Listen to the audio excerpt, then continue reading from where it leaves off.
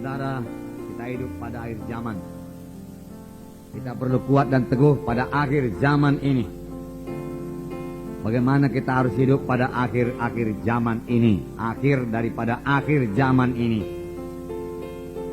di mana dunia sudah dipenuhkan dengan dosa, penuh dengan stres, saudaraku, penuh dengan pertengkaran, penuh dengan kepalsuan.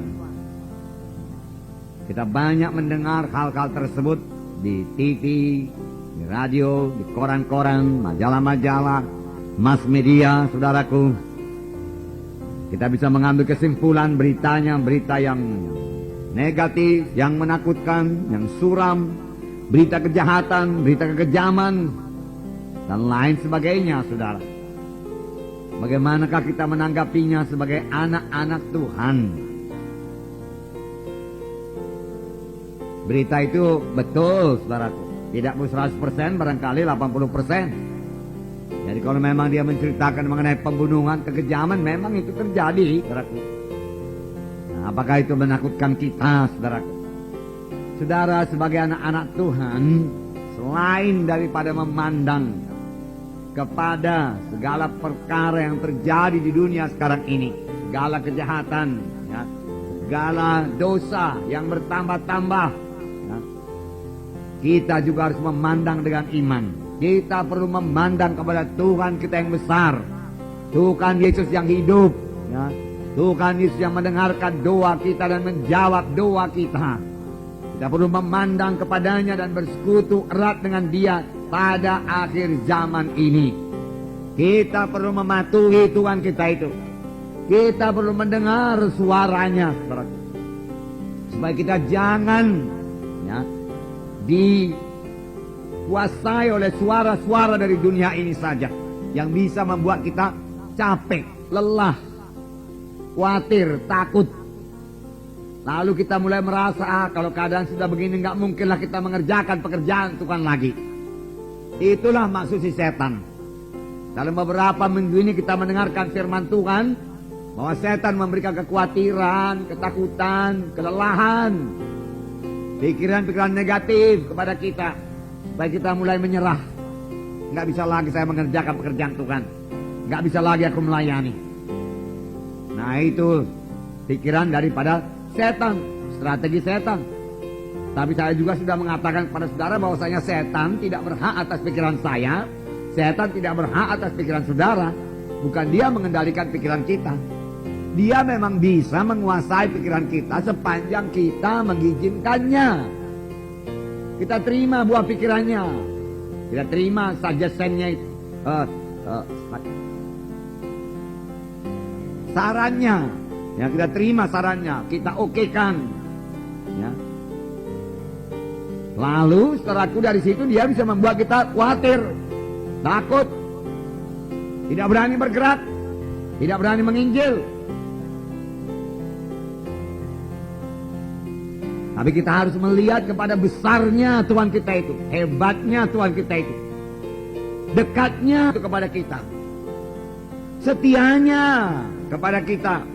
Dia tidak pernah meninggalkan kita, tidak pernah membiarkan kita. Kita harus memandang kepadanya. Semalam saudara kami mengadakan perjalanan untuk melihat, ya, pekerjaan Tuhan. Bagaimana kita harus mengerjakan pekerjaan Tuhan di daerah Langkat Ilir sana. Kami mengunjungi, ya, Tabat, Gebang, Tanjung Pura, Pangkalan Berandang. Dan sepanjang jalan, saudaraku, tidaklah seperti sepanjang jalan ke Danau Toba sana. Sepanjang jalan ke Danau Toba sana, saudaraku, saudara bisa menjumpai banyak gereja di kiri kanan jalan. Panjang jalan ke Berandang sana, saudara harus pasang mata baik-baik, baru nampak 1, 2. Jarang. Kalau kita melihat secara manusiawi, saudaraku, kita bisa merasa, waduh, bagaimana kami mengerjakan pekerjaan Tuhan di sini. Rasanya ini tidak mungkin. Tetapi tidak ada yang mustahil kepada Tuhan. Tuhan kita Tuhan yang besar. Apa yang mustahil kepada manusia tidak mustahil kepada Tuhan. Sepanjang Tuhan menyuruh kita ke sana, kita pasti maju ke sana dan kita pasti berhasil. Karena kita mengerjakan pekerjaan Tuhan bukan dengan kekuatan kita, tetapi dengan kuasa yang dikaruniakan Tuhan kepada kita. Amin, saudara. Dan kita boleh mengerjakannya dengan sukacita. Yang penting kita ini patuh. Patuh. Amin, saudara. Taat kepada Tuhan. Taat kepada Tuhan. Tidak mengikuti kehendak daging. Kehendak daging boleh berkata, nggak enak itu daerah sana itu.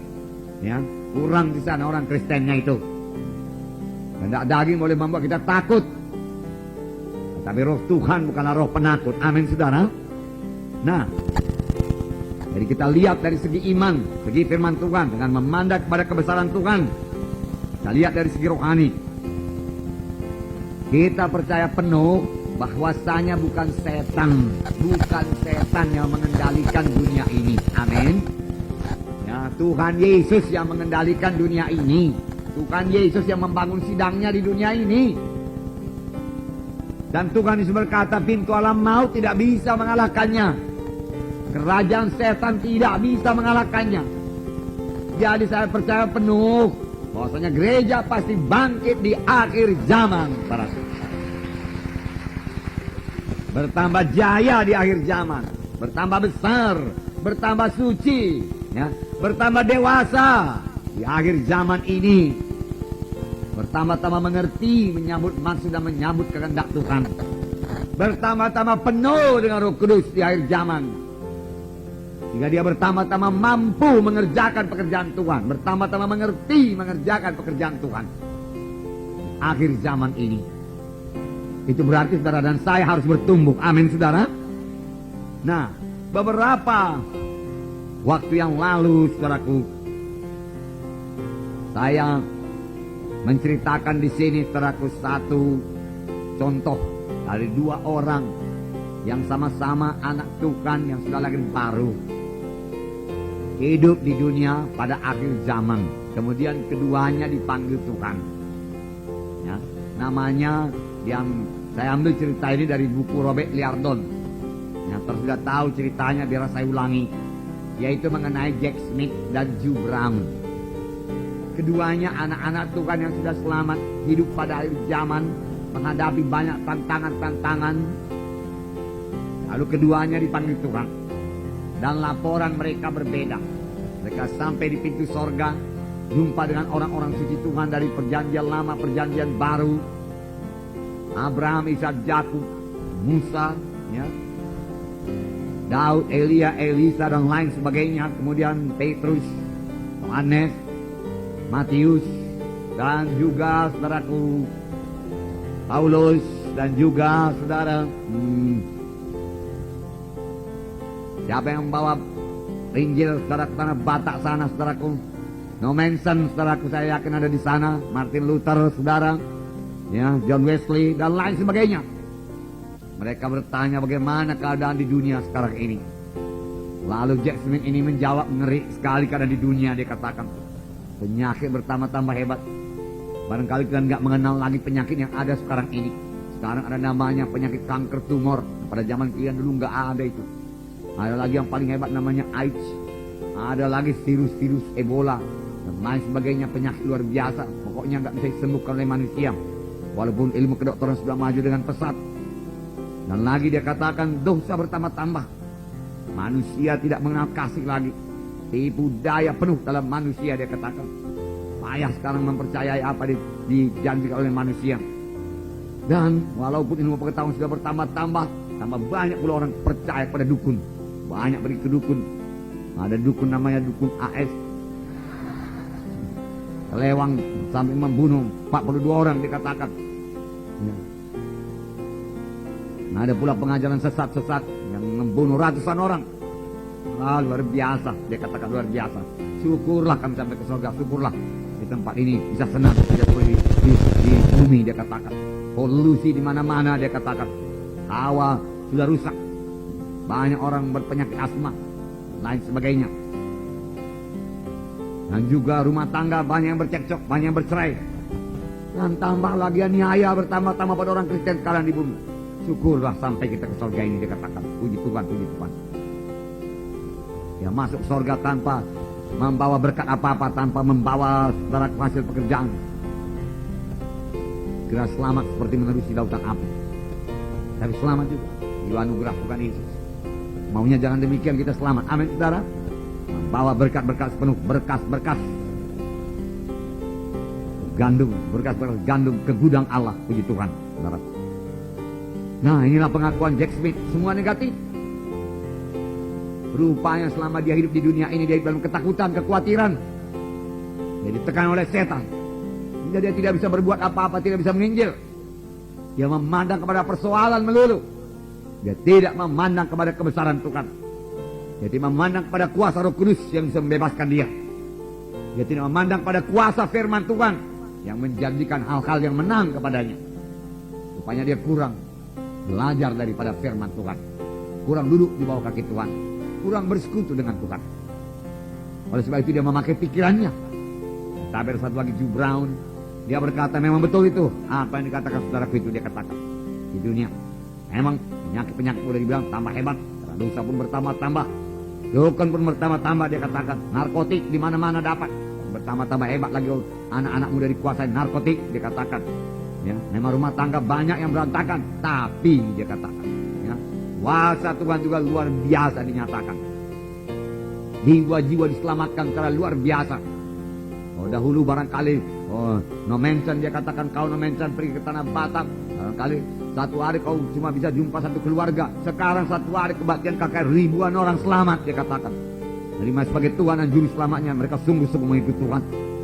Kami melihat kota-kota, dahulunya tidak ada gereja, jadi banyak gereja di sana. Kami melihat gereja-gereja dibangun, jiwa-jiwa berkorban luar biasa dia katakan. Dalam tiap-tiap kebaktian terjadi kesembuhan, terjadi mujizat Tuhan. Pokoknya Roh Kudus dicurahkan secara luar biasa. Aku bersuka cita dia katakan. Bersuka cita, nah, aku mengambil bahagian dalam hal tersebut. Aku ikut melayani. Aku bisa meletakkan tangan. Kuasa dan tanda ajaib terjadi dia katakan. Jiwa-jiwa sembuh, yang terikat bebas, bahkan banyak yang sembuh daripada kanker tumor dia katakan. Mujizat Tuhan sungguh-sungguh hadir. Luar biasa. Enak sekali melayani, sangat menggairahkan melayani di bumi pada saat ini. Sayang Tuhan memanggil aku ke sorga dia katakan. Tapi demikian aku bersuka cita juga. Dua pandangan sekarang. Saya melihat banyak orang dibebaskan yang terikat narkotik, terikat ganja. Kami berdoa meletakkan tangan dia bebas. Amin saudara. Percayakah saudara? Ini semua bisa kita laksanakan juga dalam nama Yesus. Ya, itulah pelayanan kita saudaraku. Nah, Roh Kudus bekerja dengan kuat yang sedang kita. Roh Kudus yang menghidupkan firman Tuhan. Roh Kudus yang menerangkan firman Tuhan ini. Sehingga jiwa-jiwa mengerti siapa Yesus. Sangat kuat Roh Kudus bekerja sekarang. Sangat kuat. Saya melihat doa mahasiswa-mahasiswa sangat luar biasa. Ya, tidak perlu didongkrak-dongkrak lagi. Ya. Doa. Payah mengaminkan. Ya, waktu kami mau berangkat ke Pangkalan Berangan, saya pikir berdoa sebentar saja.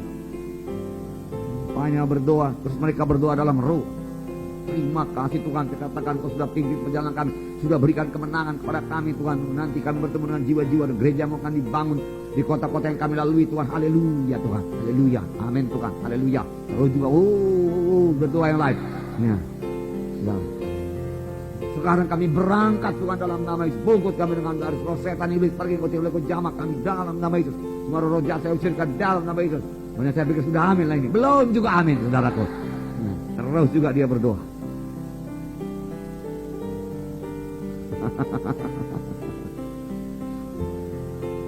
Roh Kudus saudara, amin saudara.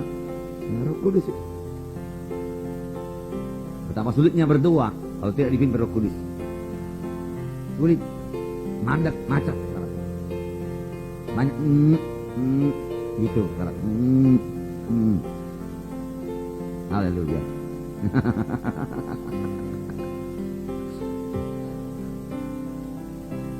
Saudaraku, ya, Jack Smith ini tidak melihat Tuhan yang besar, Tuhan yang hidup, Tuhan yang dekat. Saudaraku, rasakanlah persekutuan dengan Tuhan Yesus yang begitu dekat dengan saudara. Patuhilah dia saudara. Hingga saudara tidak mempunyai pikiran negatif. Sama seperti Jack Smith itu. Ketakutan, khawatir. Bagaimana membangun gereja kalau begini? Ya. Beberapa anak Tuhan datang kepada saya dan berkata, gereja di Medan Timur begini kata orang. Kata. Jadi kau mengharap macam mana, saya katakan. Hai Pak Munte, selamat datang di Medan Timur, gereja sudah dibangun, puji Tuhan, dia kata. Dari orang dunia ini yang di Arab, saudara. Akan ada tantangan, saudara, amin, saudara. Tapi Tuhan telah memberikan kita kemenangan, amin. Dan kita akan kebaktian di sana.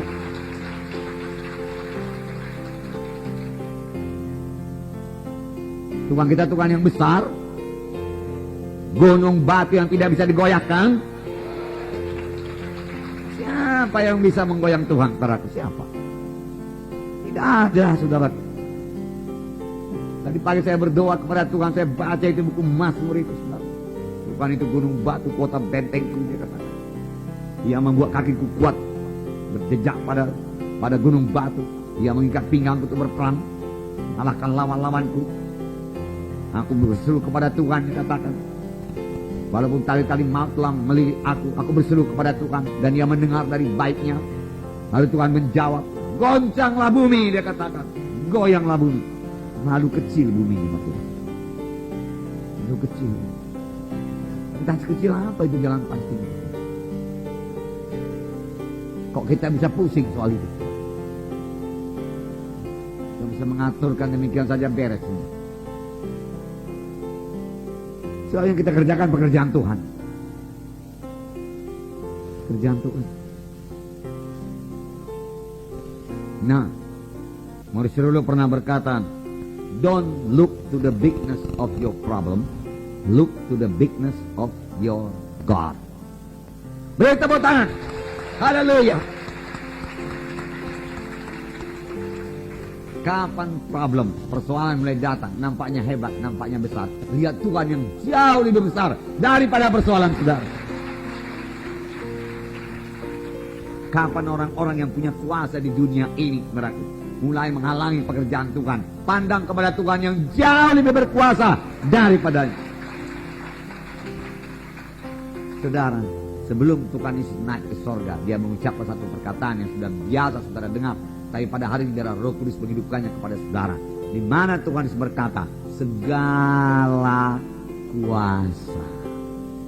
Bukan sebahagian kuasa. Segala kuasa ada padaku, Tuhan Yesus berkata. Ada pada Tuhan kita Yesus Kristus, saudara. Segala kuasa. Dan itu diberikannya untuk gerejanya. Untuk kepentingan gerejanya. Gerejanya yang memandang kepadanya, yang beriman kepadanya. Tidak bisa dikalahkan. Luar biasa menjadi anak-anak Tuhan. Segala kuasa. Nah, ini yang tidak dilihat oleh contoh kita tadi. Siapa namanya? Jack Smith. Makanya dia khawatir. Dia melihat persoalan. Dia melihat orang dunia ini penuh dengan stres, frustrasi, penuh dengan kebingungan, gampang meledak. Wah, dia takut. Tidak jadi menginjil, tidak bergerak, menjadi orang Kristen yang pasif.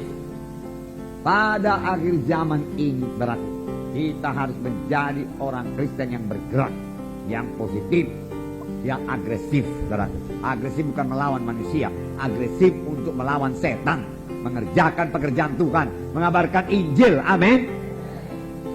Bukan tunggu di gereja, bergerak keluar gereja. Amin, saudara. Cari jiwa-jiwa. Saudara, waktu tamu kita dari Singapura melihat anak-anak Tuhan di kota Stabat, saya pikir itu bersaksi kesana kemari, memberikan perata, bahkan ada yang memperdamaikannya di pinggir jalan. Dia heran. Dia juga pendeta-pendeta di Singapura. Dia berkata kepada saya, luar biasa. Saya akan menantang jemaat saya untuk melakukan seperti ini. Street witnessing, dia katakan. Bersaksi di jalan-jalan. Seperti kalian. Tidak heran gereja kalian bertumbuh, dia katakan. Wah, Tuhan Yesus mengabarkan ini di jalan-jalan, saudara. Tuhan Yesus bahkan menyembuhkan orang di tengah jalan, saudara. Udahkah kita melaksanakannya, saudara? Di manakah Bartimeus bertemu dengan Tuhan? Di gereja kah, saudara pikir? Tidak. Di tengah jalan dia berseru, Yesus, dia katakan. Apa yang kau kehendaki, Tuhan berkata. Aku melihat. Bawa dia kemari, Tuhan berkata. Bartimeus menanggalkan jubahnya dan datang kepada Tuhan Yesus. Apa yang kau mau aku perbuat padamu? Aku mau melihat, Tuhan. Meletakkan tangannya. Aku melihat. Pekerjaan-pekerjaan yang kerjakan akan kamu kerjakan. Hidupkan terus dalam hati saudara. Bisa. Bisa Tuhan. Bisa. Saya suka cita melihat saudara mulai bersaksi di jalan-jalan dan mulai berdoa. Saudara maju selangkah-langkah, kalau dia sakit doa, kalau letakkan tangan, sembuhkan dalam nama Yesus. Dia akan sembuh. Dan dia akan berkata, di mana kebatian kita? Oh, di sini belum ada, tapi kita akan membuka. Dan dia bisa menjadi Lydia. Lydia dalam Kisah Rasul membuka rumahnya ke tempat kebaktian. Amin, saudara. Masih banyak Lydia-Lydia pada zaman modern yang mempersiapkan rumahnya untuk pekerjaan Tuhan, saudara.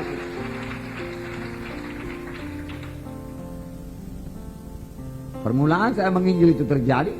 Saya menginjil itu berjalan tanah 1000. Hanya anak-anak yang hadir, kemudian hadir beberapa orang tua. Kemudian saya berdoa, Roh Kudus bekerja, saudaraku. Dan seorang orang tua, kaum bapak memanggil saya ke rumahnya. Kemudian saya berdoa buat anaknya yang sakit asma lah, sakit rematik lah, saudaraku. Anaknya dibungkus seluruh badannya, diperban seluruh badannya. Anak gadis, saudaraku. Saya pikir kerasukan juga dia, saudara. Saya letakkan tangan dalam nama Yesus. Dan dia sembuh. Dan dia memberikan rumahnya untuk kebaktian. Dengan mujizat, dengan kuasa Tuhan. Dengan kuasa dan tanda ajaib. Nah, firman Tuhan berkata, bagaimanakah keadaan pada akhir zaman? Dalam Matius itu, Matius 24 ayat 38, saya membacakan pada saudara.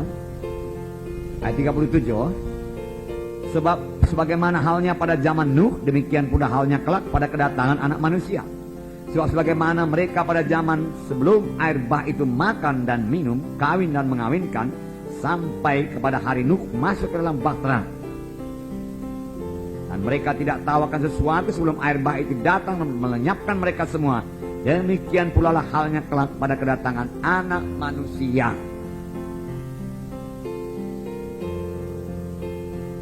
Tadi siang kami menjemput tamu kita, saudaraku, bicara pada kaum bapak tadi, P.G. John, dan kami bawa dia makan siang di satu restoran. Dan rupanya banyak orang makan di restoran itu, hampir tiap-tiap kursi penuh. Wah, di restoran laku sekali, dia katakan. Tidak heran saya katakan, pada akhir zaman orang makanan minum. Tidak, tapi firman Tuhan juga berkata, kawin dan mengawinkan, dia katakan.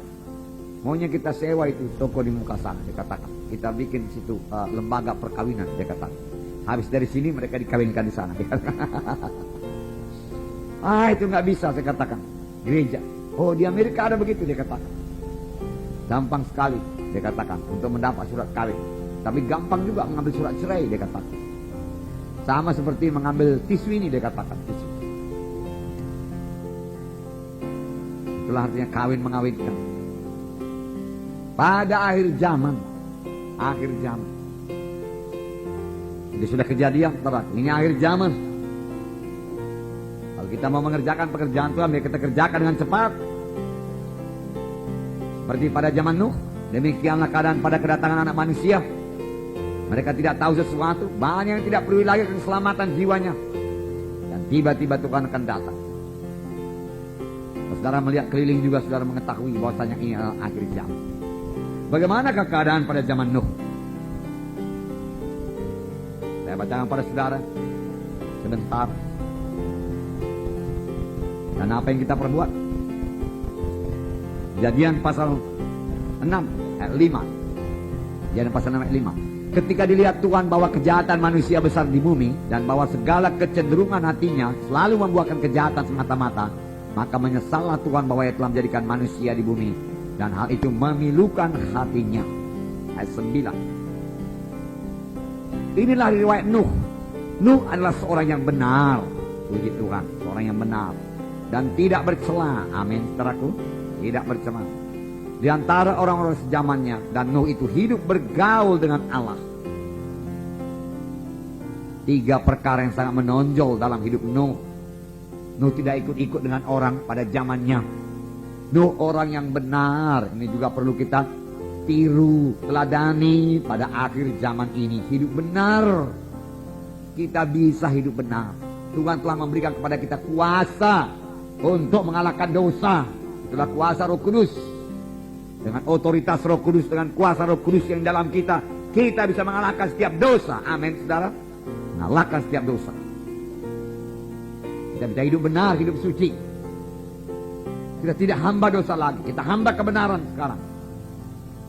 Tuhan membayar mahal buat itu, supaya kita bebas daripada kuasa dosa. Kita bukan hamba dosa. Dan tidak bercelah. Luar biasa hidup tidak bercelah.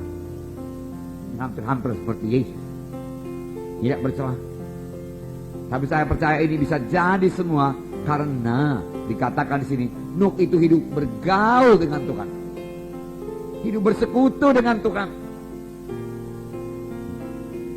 Hidup sebagai carang pada batang anggur, bergaul dengan Tuhan, berkata-kata dengan Tuhan, mendengar suara Tuhan, mematuhi suara Tuhan,